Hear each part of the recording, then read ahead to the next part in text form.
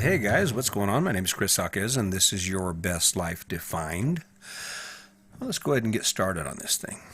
So, I remember one of the things I remember in my life as I was growing up, especially once I was married. I married Sandy, and I got married real young, and about once a week we would go to my dad's house and we'd have dinner with him, or anytime there was a family gathering, it would be at dad's house and we'd be hanging out. And my dad lived in a modest home, and it had kind of a bar that you could sit up right next to right across from the sink.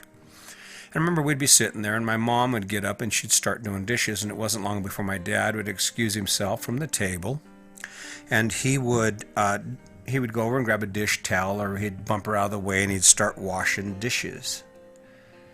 And it didn't really dawn on me at the time. I didn't really put it together back then, but what I came to realize is dishpan hands, apparently they're kind of sexy, because my mom and my dad had this amazing relationship. And it wasn't perfect. I mean, of course, my dad had his flaws, and so did my mom, and there were those moments when you could see there was some stuff cooking. But when I look back at that, and I look at the progress that Sandy and I have had in our relationship, I've come to realize that it's the dishpan hands, and it's running the vacuum cleaner, and it's making the bed or cleaning the shower. It's all of those things that make us sexy to our partner, to make us desirable to our partner. I mean, when you think about what we do when we first meet someone, when we first got together, I remember there wasn't anything I wouldn't do with Sandy. We'd go hang out at the park for hours, and I'd hang on her every word. And if she needed something, I took care of it. You want to go out and eat? You want to do this? Yeah, I'm all for it. And I think as time goes by and we get accustomed to each other, there's a little bit of baggage that comes from being in a relationship. And we stop remembering those things, or they fade. And it might be because that person you are when you first start dating, you're putting your best foot forward. You're not trying to be that perfect person for him because you're really attracted to him, and there might be something you want, but and then over time, the real you comes out. The socks on the living room floor you, the didn't put your clothes or the towel in the hamper you, the why didn't you rinse your dishes in the sink, and then all the stressors that come from choosing this life we're living. I mean, when you start adding bills and obligations and responsibility, the romance can really quickly go out the window.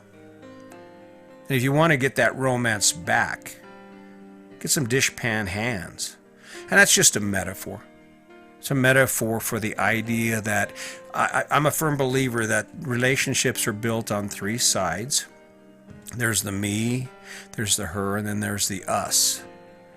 And the foundation of that is kindness, and within that kindness is the willingness to do whatever it takes to make that relationship work. And more than that, to do whatever it takes to make your partner smile, to make your partner feel good about her choice or his choice to be with you.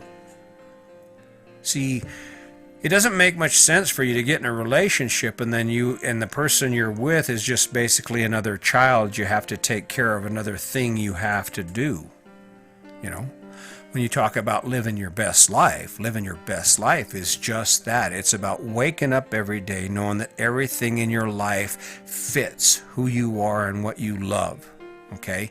I mentioned our house, our fifth wheel it's not, I didn't buy it to impress the world. I didn't buy it to impress you. What I bought it for was because it's a perfect launch pad for my life. It allows me to live the life I want to live. When you look at your relationship, it's the same way. The person that you're with, or the person who you are, you need to accent the person you're with. It's not, oh, we're in a relationship now, so you get to take care of me. It's we're in a relationship now, so we get to take care of each other. If I walk in the living room or the kitchen, and our house is pretty small right now, but anytime I walk in the kitchen, there's dishes in the sink, I do them. If I look up and my wife's still busy doing something else, I take care of it because that reinforces my commitment to her, and more than that, it reinforces in her that she is important to me and that my goal in life is to make her life easy, to make her life and her time, the time she spends with me, as pleasurable as possible. I mean, do you really like to hang out with people who aren't that much fun, or that don't do anything for you, or are just a burden? Think about it. Think about every time you walk by something that you know you should probably take care of, but you're just too busy. Or maybe you're just thinking about yourself. I've said it before, and I'll say it until the day I die. The secret to having an amazing relationship is to love your partner more than yourself. That stands. If you love your partner more than yourself, it doesn't bother you, or you're willing to take the sacrifice to not go golfing because she has something she needs you to be home for and would like you to do with her. Does it always work out? Not always. I mean, that's the ebb and flow of a relationship.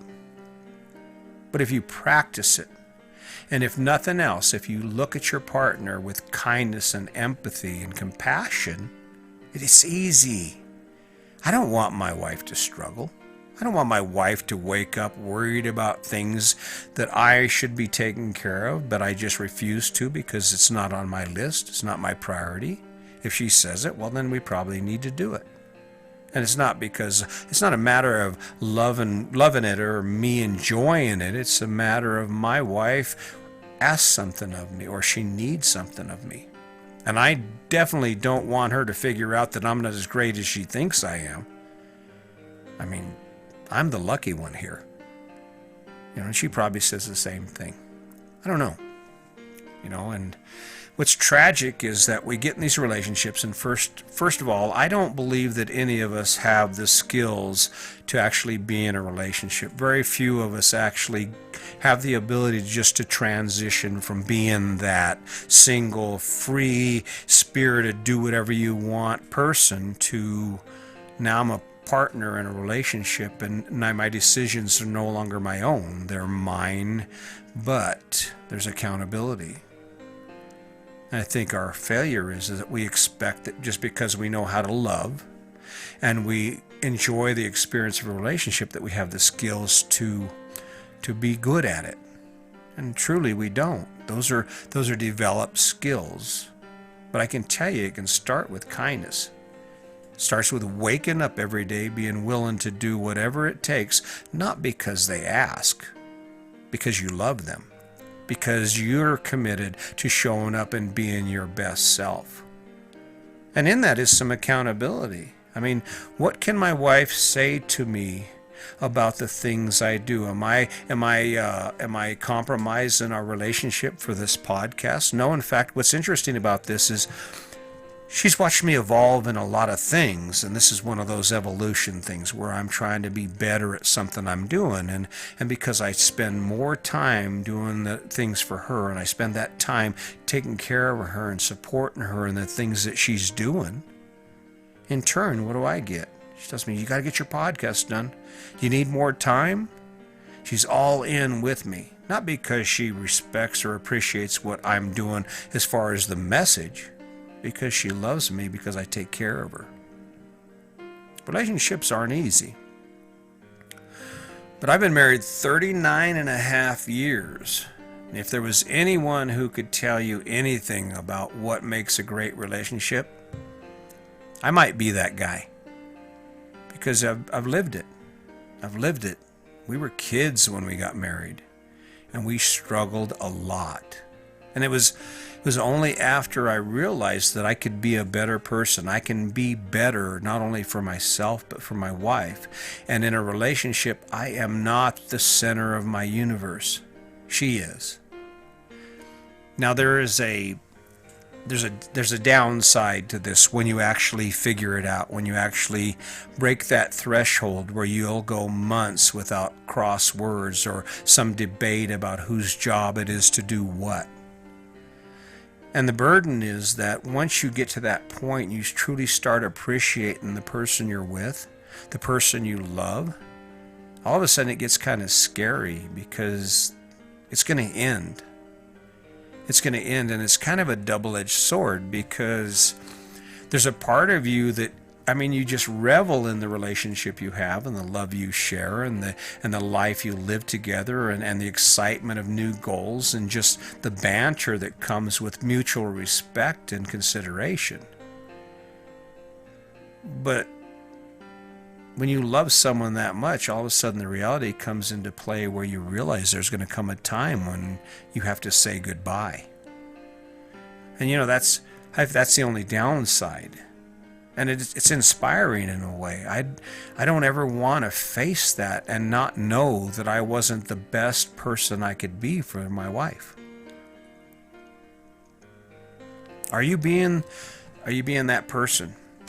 Are you willing to give up or do anything for the person you love? I know we say it. We all say it, and we believe it when it comes to armed attackers and assailants who show up in our life and want to plunder and pillage. But I'm talking about the little things. Do you walk past a sink full of dishes because it's not your job or you don't have time? Have you categorized your efforts and your tasks based on your being who you are versus who they are? Or is it just this collective effort, this teamwork to get all the crap done, to face the struggle together, get past it so you can live your best life? See, relationships aren't that tough if you approach it from the right position, if you start from the right place. And what's ironic is you watch people and they're like, they get a divorce and they go through the battle over all this stuff. And the tragedy is that they're going to get in a new relationship and they're going to face the same hurdles because they haven't changed. They haven't gotten on the same page with the person they are divorcing, and the new person in their life, that new girl or that new guy or that new love. There's no guarantee you're going to get on the same page. I think when second or third marriages work, it's just out of attrition. It's out of those both people just deciding it's too friggin' much work to do this again. It isn't because they figure it out all the time. It's just they accept it. He drinks too much. He's lazy. Or she just doesn't give a damn about me. Or she doesn't keep a clean house, and it doesn't matter. I can't do anything to make that happen. If we're going to eat, I'm going to have to cook.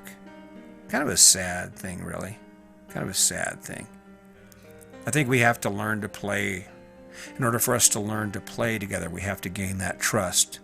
And it's not just about trust as it relates to infidelity. It's about trusting that the person you share your life with is in it 110%. The person you share your life with is willing to do whatever it takes to bring a smile to your face, to make you happy, to feel you, to make sure you feel like you're getting your money's worth, that make you feel like you're actually giving them value with sharing their life with you. Because in the end, that's what it's about. And I've seen it. I see it every day. I'm going hunting. No, it's you cook the mess, you clean it. It doesn't work that way. All that does is add conflict and resentment and throws baggage out there that we just can't get past. And then there comes a time when we're sitting there and all of a sudden, guess what? We're not looking at all the good things our partner's doing. Focused on all the bad things. And then we go out in the world and we keep that image in our head and we laugh with this person and we yuck it up with this person, and this person is so kind to us. Before we know it, what we had is gone. That thing that we fell in love with, that person we couldn't get enough of, all of a sudden we can't move fast enough to get away from them. It's not because they changed. They've always been the same person they were. Not because you changed. It's because you didn't put the effort in. You didn't put them first. Do some dishes. Get some dishpan hands. Run the vacuum. Make the bed. Clean the toilet. Vacuum the truck. Mow the lawn. Do whatever it takes.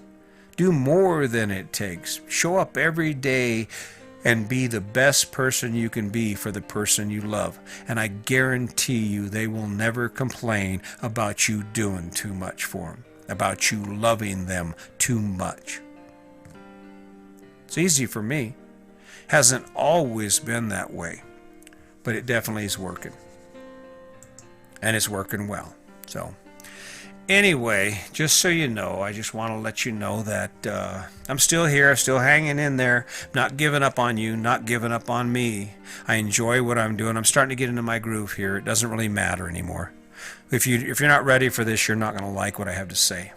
But if you are, there are a lot of tidbits of information amid all my rambling that you might want to listen to. Go back and listen to some of my podcasts. And I've got a lot of great ideas, and what I have is history. I have the history of an amazing relationship and an amazing story that started when I was 16 years old and my wife was barely 14.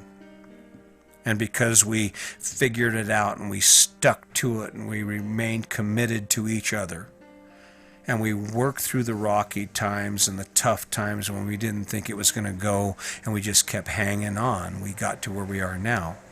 And it comes down to one simple thing: love your partner more than yourself in all things. So anyway, I hope it helped. I hope you have a wonderful day. I appreciate you listening. We're just going to keep rolling this.